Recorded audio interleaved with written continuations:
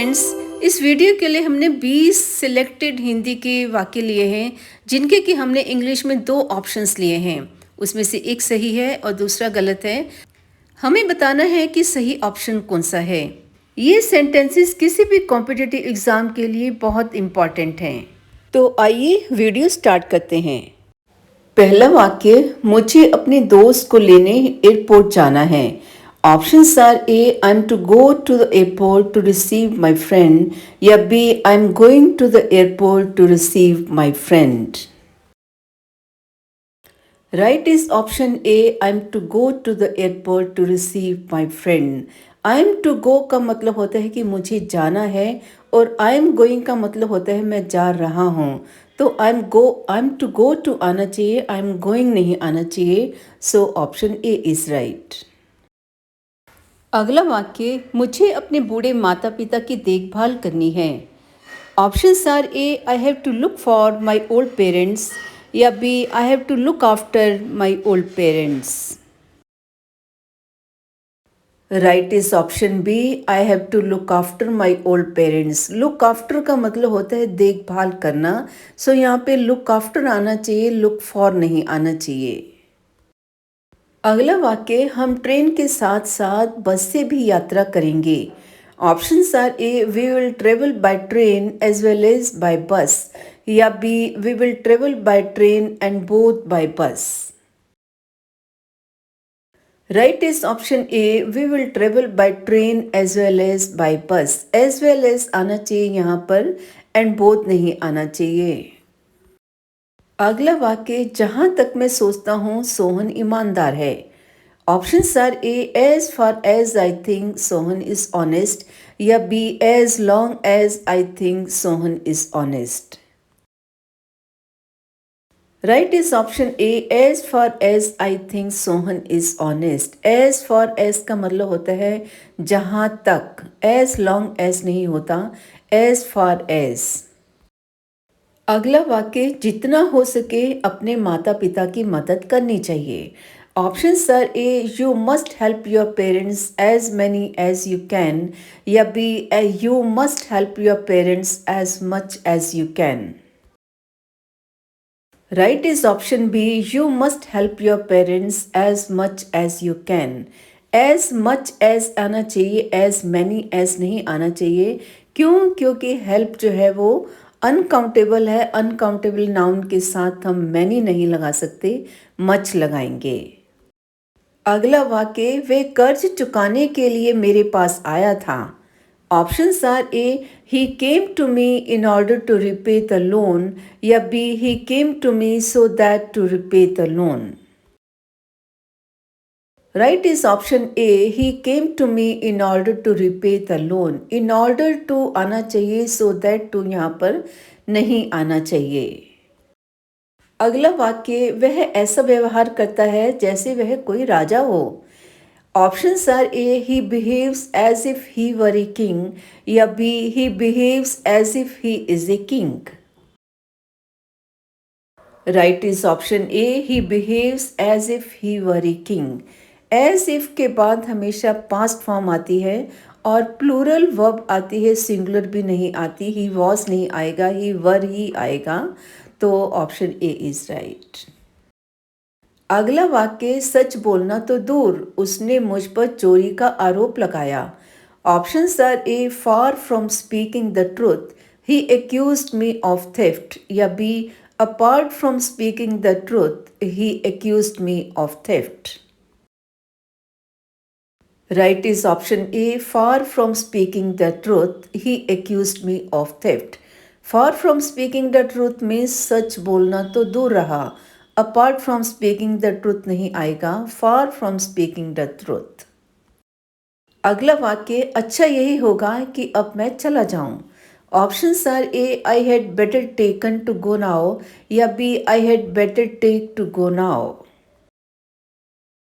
Right is option B, I had better take to go now. Had के बाद हमेशा third form आती है, लेकिन यहाँ पर हैड के बाद हमने इन्फिनेटिव यूज़ किया गया है, जहाँ पर टू हाइड कर दिया है।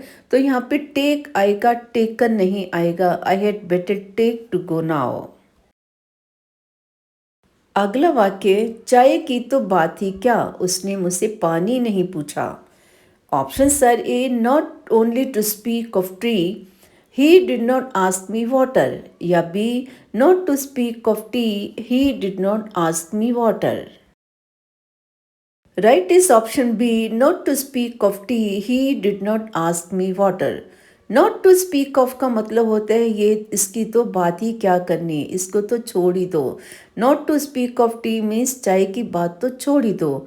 Not only to speak of नहीं होता। अगला वाक्य, यदि आप समय पर मेरी मदद ना करते तो मैं बर्बाद हो जाता। Options are A, but for your timely help I would have ruined, या B, but for not your timely help I would have ruined. Right is option A, but for your timely help I would have ruined. But for का मतलब ये होता है कि अगर ये काम ना होता तो, इसमें नॉट छिपा रहता है, इसलिए नॉट हमने लगाना नहीं है। सो option A is right, but for आएगा, बट फॉर नॉट नहीं आएगा। अगला वाक्य, आपके माता पिता कितने भी कठोर क्यों ना हो, आपको उनकी बात माननी चाहिए। Options are A, anyhow harshly your parents may be, you must obey them, या B, however harshly your parents may be, you must obey them. Right is option B, however harshly your parents may be, you must obey them. However harshly का मतलब होता है कि कितने भी कठोर क्यों ना हो। एनी हाउ हार्शली नहीं होता, हाउएवर हार्शली। अगला वाक्य, मुझे लक्ष्य प्राप्त करना चाहिए चाहे जो भी हो।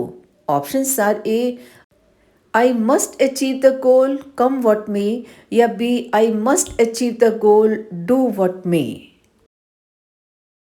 Right is option A, I must achieve the goal come what may. Come what may का मतलब होता है चाहे कुछ भी हो जाए।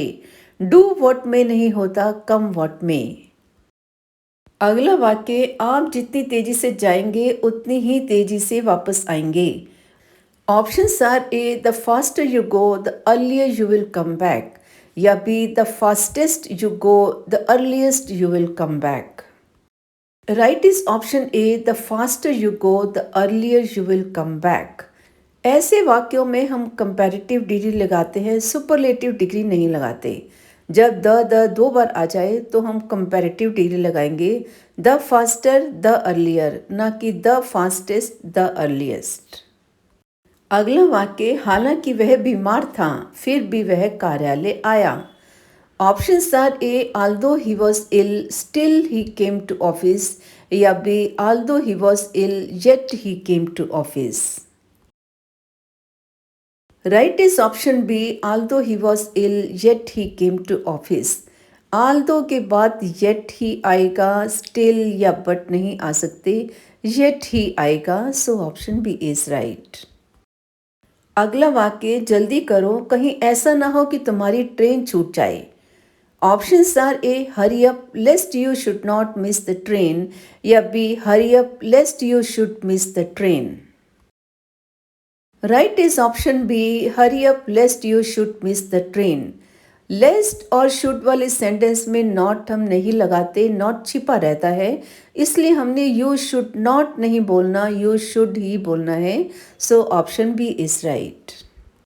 अगला वाक्य, मैं भीख मांगने के बजाय मरना पसंद करूंगा।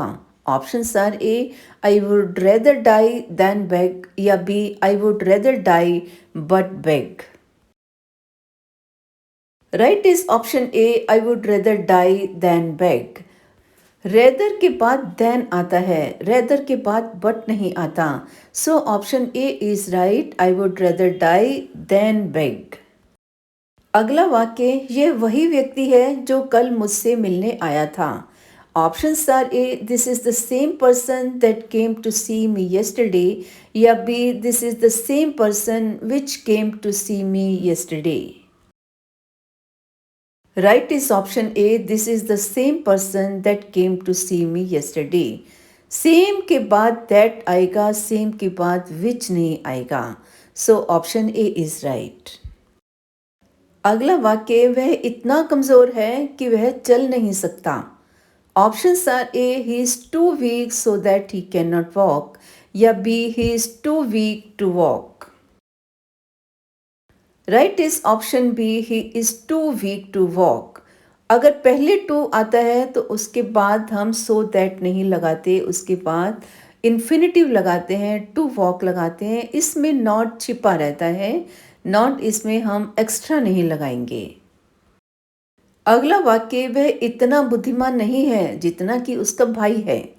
Options are A he is not as wise as his brother is, या B he is not so wise as his brother is.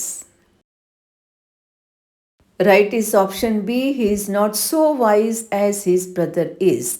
Negative sentence में हम एज का यूज़ नहीं करते, उसमें हम सो एज का यूज़ करते हैं। तो so he is not so wise as his brother is. ऐसी ही और वीडियोस देखने के लिए चैनल सब्सक्राइब कीजिए, वीडियो लाइक कीजिए, शेयर कीजिए, कमेंट कीजिए, and thank you for watching.